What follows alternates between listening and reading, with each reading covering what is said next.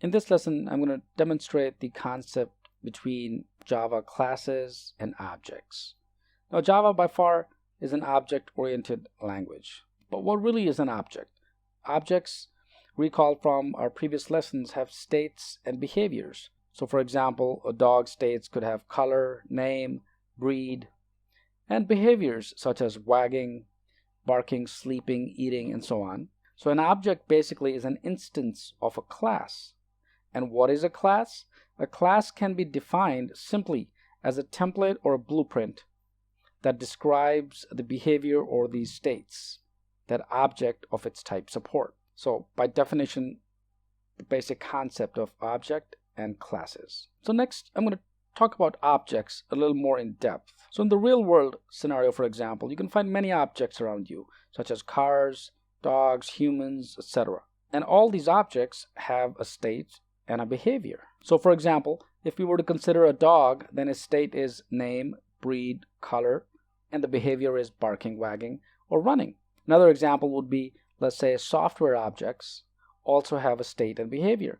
A software object's state is stored in fields, and the behavior is shown via methods. So in software development, for example, methods operate on the internal state of an object, and the object-to-object communication is conducted via different methods. On the other hand, a class is a blueprint, as I mentioned earlier, from which individual objects are created. So for example, let me next demonstrate by creating a simple class, and this will make the concept more clear. So let's move to our Java Eclipse editor. Once I'm in the editor, I'm going to go ahead and right-click on Java Introduction, choose New, and then click on Class. And I'm going to name this class, let's say, Dog, and click Finish, and this will open and create the public class called Dog.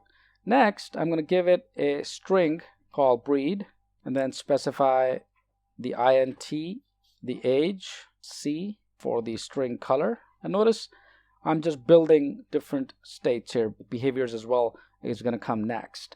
So first the string of breed, and then the string color. And next I'm going to specify certain states for this dog. So I'm going to say void barking, open up my curly braces, and then close them. And next I can choose another one such as void hungry, do the same thing, open the curly braces, close them, and let's do another one. Let's say void and sleeping. So here's our class. Let me fix up the errors here. Semicolon. Then of course we need to close the curly braces and make sure we have the curly braces open and then closed properly, otherwise Java is going to give you the syntax error. So a simple class and contains any of the variable types. So basically a class can contain either a local variable, and these variables define inside methods or constructors. It can also contain instance variables or class variables that we'll take a look at a little later, but for right now just the concept of the local variables that are defined inside the methods. And a class can have any number of methods to access the value of the various kinds of these methods. So for example, in this particular scenario, we're looking at barking, hungry, sleeping. These are all methods. So this is the concept of classes in Java, and of course methods as well.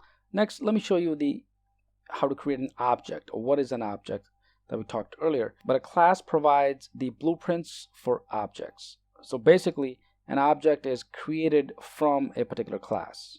And primarily there are three steps when creating an object from a class. First, you declare it, then it's the instantiation, and of course the initialization. And we've covered this in previous lessons, but this is just a recap and good reinforcement.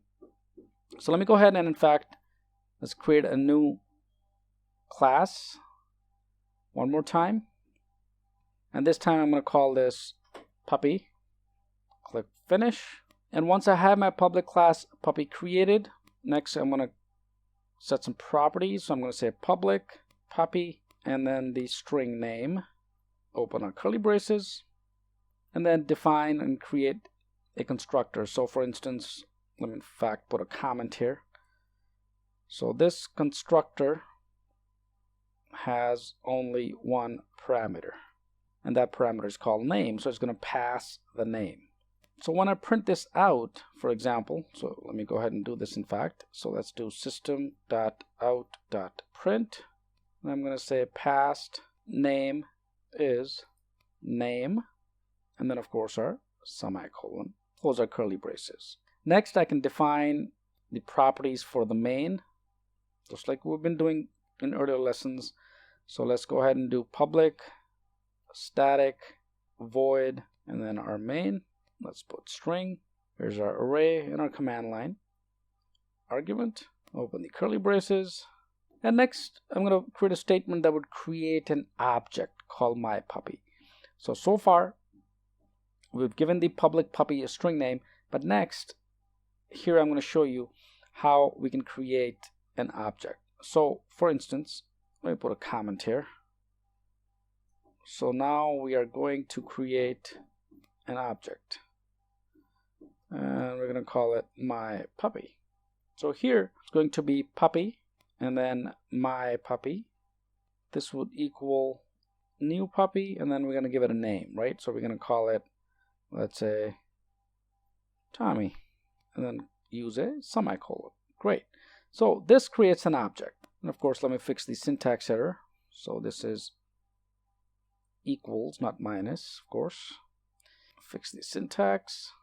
You can just simply say new puppy. So just give it a name. So we don't have to use the puppy and then myPuppy equals.